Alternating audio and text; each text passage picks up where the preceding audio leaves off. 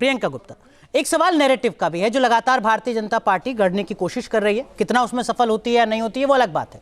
वो ये कि जब जब विपक्ष एसआईआर का विरोध कर रहा है तब तब विपक्ष खुद को अवैध घुसपैठियों के साथ खड़ा कर रहा है।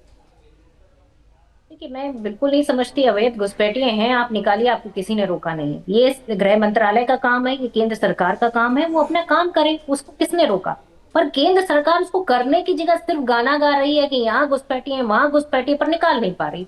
पिछले 11 सालों में बताइए आप कितने घुसपैठिए लेकर, अगर 25 तक भी जोड़ ले तो सिर्फ 4000 घुसपैठिए निकाले, और हमारी 10 साल की यूपीए सरकार में 90,000 से ज्यादा घुसपैठिए निकाले गए।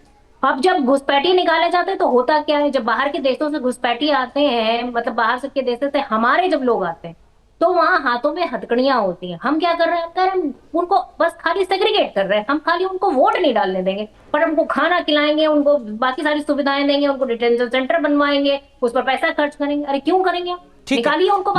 लेकिन प्रियंका गुप्ता, आप निकाल दीजिए उन घुसपैठियों को। हमें नहीं, हमें उनको अपने देश का कोई हिस्सा नहीं देना है, हमें उन अपना अनाज भी नहीं देना, हमने कुछ नहीं देना। Valid point.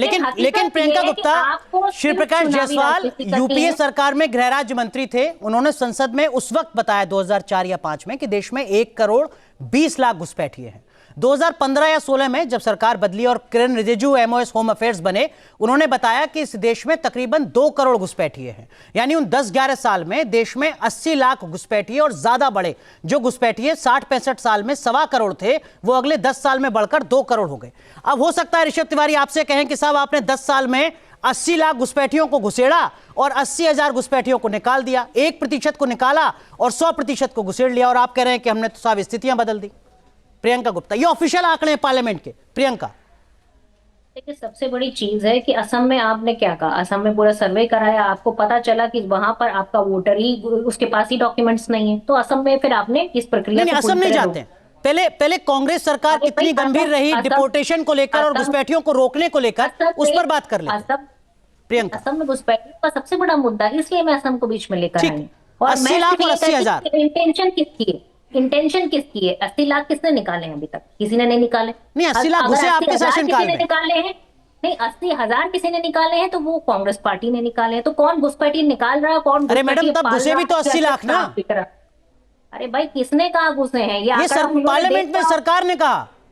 अरे भाई 80 लाख, मैं उस बात के खिलाफ नहीं हूं कि हमारे देश में घुसपैठिए नहीं है। एक बात आप समझने की कोशिश करिए, घुसपैठिए हैं तभी कांग्रेस पार्टी ने घुसपैठिए निकाले थे, और हम घुसपैठियों का कोई समर्थन नहीं करते। हम आज भी कह रहे हैं कि अगर घुसपैठिए हैं तो आप उनको तुरंत के तुरंत बाहर करिए। प्रियंका, मैं थोड़ा स्पेस आपको और दे रहा हूं। प्रियंका, मैं थोड़ा स्पेस आपको और दे रहा हूं। मेरा सवाल हो सकता है आप ना समझ पाएंगे। मैं ये कह रहा हूं कि 80 लाख घुसपैठियों को भारत में घुसेड़ने के बाद उसका 1% 80,000 को डिपोर्ट करने का दावा करना क्या बेईमानी नहीं है? प्रियंका, भाई, पहले की स्थिति क्या थी आप समझ सकते हैं? आज तो हमारे देश में पूरी तरीके से चारों तरफ सेनाएं हैं, सब कुछ है, फिर भी घुसपैठिए घुस रहे लगातार। तब भी सेना थी ऋषभ, और ऋषभ तब सेना नहीं थी क्या? समय की परिस्थितियां आप देखिए, ऋषभ की बात से क्या परिस्थिति ऋषभ, तब सेना नहीं थी क्या सीमा पर? आ जाती है। ये सेलेक्टिव अप्रोच है क्या ऋषभ? ये वही सवाल है जो मैं आपसे पूछ रहा हूं बार बार आपके स्टैंड को लेकर। वही सवाल प्रियंका गुप्ता से जुड़ा था जिसका जवाब वो नहीं दे पा रही हैं। ये सेलेक्टिव अप्रोच है क्या ऋषभ? जवाब तो दे रही हूं, मैंने तो बताया आपको कि मैंने 80,000 से 90,000 घुसपैठिए निकाल दिए। अरे मैडम, 80,000 घुसे भी तभी, 80 लाख घुसे, माफ कीजिए। अरे किसने कहा घुसे हैं? गृह राज्य मंत्री ने संसद में कहा। जवाब कौन देगा? 80 लाख अगर घुसे हैं तो आज 2 करोड़ कैसे हो गए, ये बता देंगे? अरे ये तभी हो गए थे 2 करोड़, ये 2 करोड़ तभी हो गए थे मैडम। अरे भाई साहब, ये तो आप कितने हो गए ये बता हाँ, ये ठीक बात है, ये पॉइंट है, ये पॉइंट है आपका। कितने हो गए? बिल्कुल ठीक। 2 करोड़ हो गए हैं तो भारतीय जनता पार्टी ने अभी तक क्यों नहीं निकाले? ऋषभ, ये सेलेक्टिव अप्रोच है क्या? ठीक है, अब केवल ऋषभ को सुनते हैं। प्रियंका, प्रियंका आप प्लीज सुन लेते हैं। हमारे देश में प्रियंका प्लीज सुन लेते हैं। प्रियंका, हमारे देश को रह रहे हैं, हमारे देश के संसाधनों पर केवल ऋषभ, केवल भारतीय जनता पार्टी ऋषभ, ये जैसे 4 साल में 2,000 लोगों को डिपोर्ट करके आप दावा कर रहे हैं कि हम घुसपैठियों के खिलाफ हैं, क्या ऐसे ये कांग्रेस की भी सेलेक्टिव अप्रोच है कि 1% को बाहर निकाला और कह रहे हैं कि देखो साहब हमने तो क्या कुछ किया था? ऋषभ, देखिए अनुराग जी, जब हम इतने गंभीर विषय पे चर्चा कर रहे हो और आप जब आधिकारिक तौर पे संसद के दिए गए बयान को कोट कर रहे हो, उसके बावजूद ये जब इस तरह की अनर्गल बातें कांग्रेस प्रवक्ता कर रही हो, तभी समझ में आता है चुनाव हारते क्यों है। सत्य को नहीं स्वीकारना इनकी हार की सबसे बड़ी कारण है। दूसरी बात, सवाल का जवाब है नहीं कि कितने घुसपैठिए निकाले, चुनाव हारते क्यों है, चुनाव हारने का डिस्कशन नहीं चल रहा है दुनिया। देख लीजिए, एक चीज समझ लीजिए, चुनाव हारना प्रियंका, प्रियंका देखिए जब आप बोल रही थी तो ऋषभ चुप थे। प्रियंका जब आप थे, जवाब देते कहाँ तो प्रियंका गुप्ता के ऊपर आ जाते। नहीं तो आप सुन तो लीजिए ना उनको, आप सुन लीजिए, आप सुन लीजिए। जब इनके पास जवाब नहीं है तो अरे आप सुनिए तो, कम से कम इतना तो धैर्य रखिए। ऋषभ कंप्लीट कीजिए। क्या सुने कि कांग्रेस हार रही, अरे कांग्रेस हार रही है, इसका मतलब ये थोड़ी कि आप घुसपैठी घुसा के बैठ जाइए। अरे आप घुसाए 80 लाख, शर्म बची है कुछ?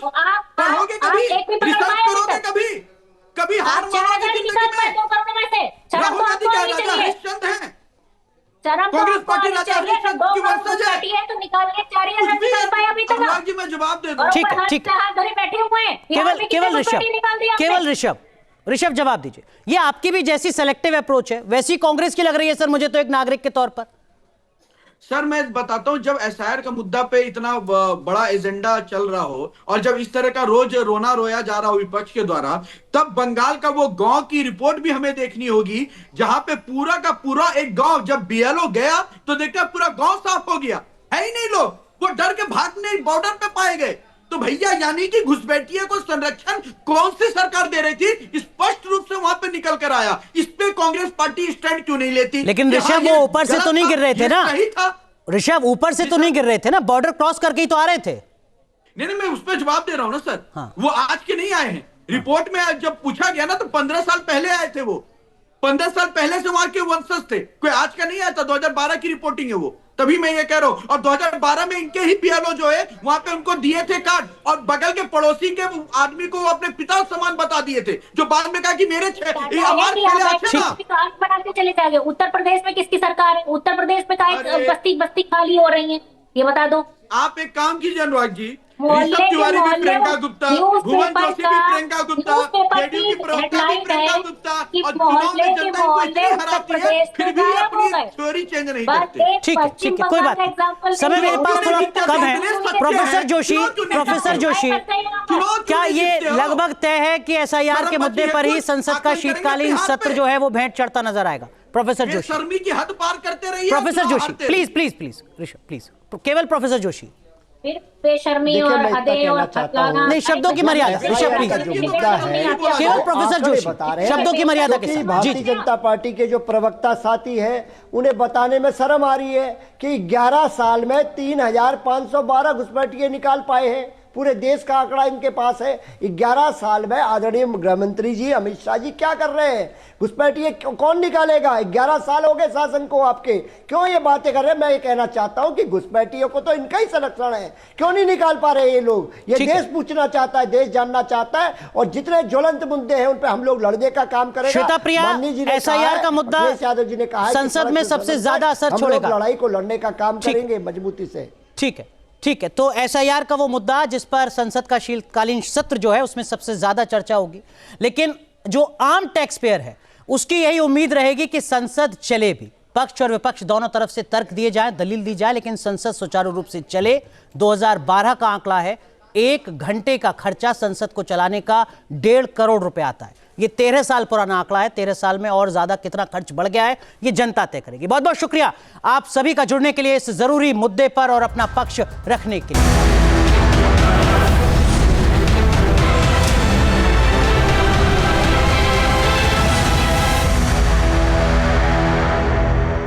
जहां भक्ति है हर शब्द में, कथाओं में छुपे हैं दिव्य रहस्य, और ज्योतिष देता है जीवन को दिशा। धर्म से जुड़ी हर बातों को जानने के लिए हमारे चैनल स्तुति को सब्सक्राइब करें। चैनल पर जाने के लिए इस लिंक पर क्लिक करें।